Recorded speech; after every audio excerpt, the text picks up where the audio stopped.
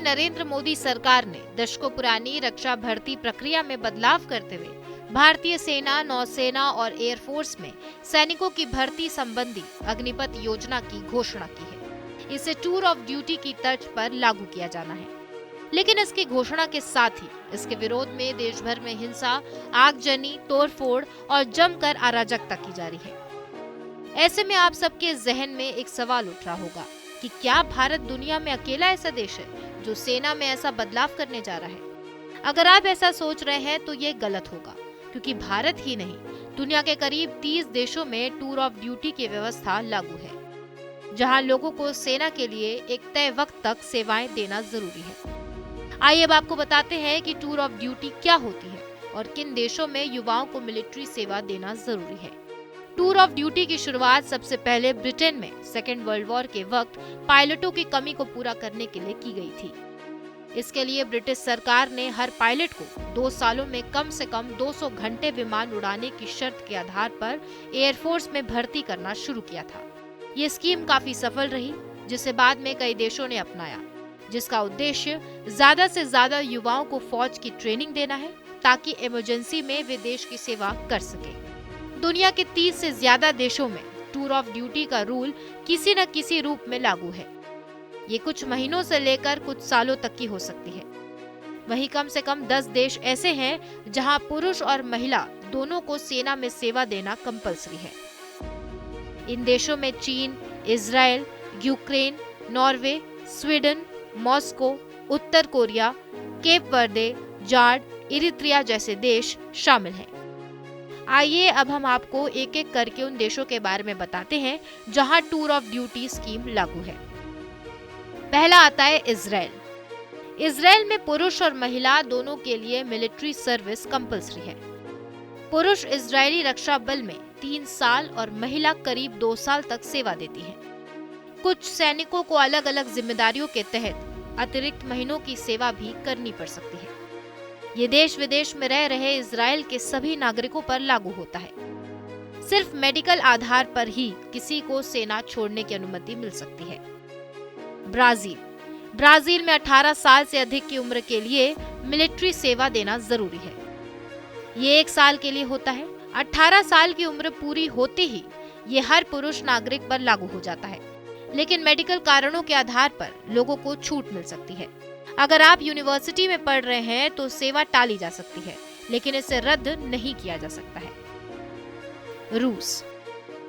रूस में 18 से 27 साल तक के युवाओं को अनिवार्य सैन्य सेवा जरूरी है। पहले यहाँ युवाओं को 2 साल देने पड़ते थे, लेकिन 2008 से इसे घटाकर मात्र 12 महीने कर दिया गया है। डॉक्टर, शिक्षक जैसे पदों पर नियुक्त लोगों के साथ ही जिन पुरुषों को 3 साल या उससे कम उम्र के बच्चे हों, उन्हें भी इससे छूट मिली हुई है। बरमूडा में पुरुषों को सेना में भर्ती करने के लिए सरकार लॉटरी निकालती है। इसमें 18 से 32 तक के पुरुषों की भर्ती की जाती है। इस लॉटरी में जिनका नाम आता है उन्हें बरमूडा रेजिमेंट में अनिवार्य रूप से 38 महीनों के लिए सेवा देनी पड़ती है।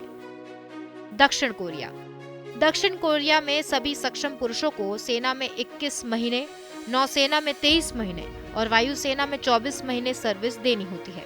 Police force, coast guard, fire service सहित कई सरकारी विभाग में भी काम करने का ऑप्शन रहता है। दक्षिण कोरिया में सबसे ज्यादा वक्त तक कंपलसरी सैन्य सेवा करनी होती है। पुरुषों को करीब 11 साल तो महिलाओं के लिए करीब 7 साल तक सेवा देने का रूल्स है। सीरिया में सभी पुरुषों के लिए अनिवार्य सैन्य सेवा को मार्च 2011 में 21 महीने से घटाकर 18 महीने कर दिया गया था। यहाँ नियम इतने सख्त हैं कि सैन्य सेवाओं को टालने वाले लोगों की नौकरी तक जा सकती है। सर्विस देने से भागने वाले लोगों को जेल की सजा तक का प्रावधान है। महिलाओं के लिए ऐसा नहीं है, वे वॉलंटियर सर्विस दे सकती हैं।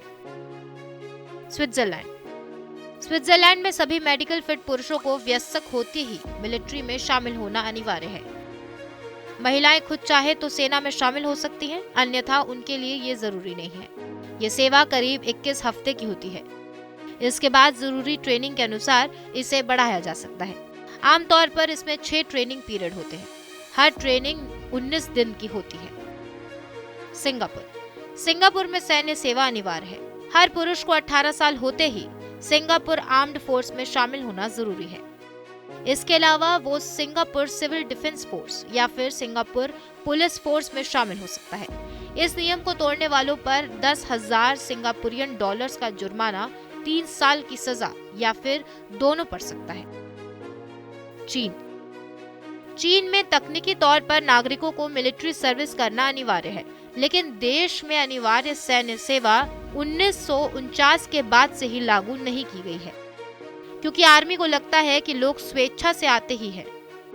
वहीं थाईलैंड में अनिवार्य सैन्य सेवा 1905 से लागू है। सभी पुरुषों को सेना में भर्ती होना जरूरी है। पुरुषों 21 साल की उम्र में पहुंचते ही सेना में भर्ती होना होता है।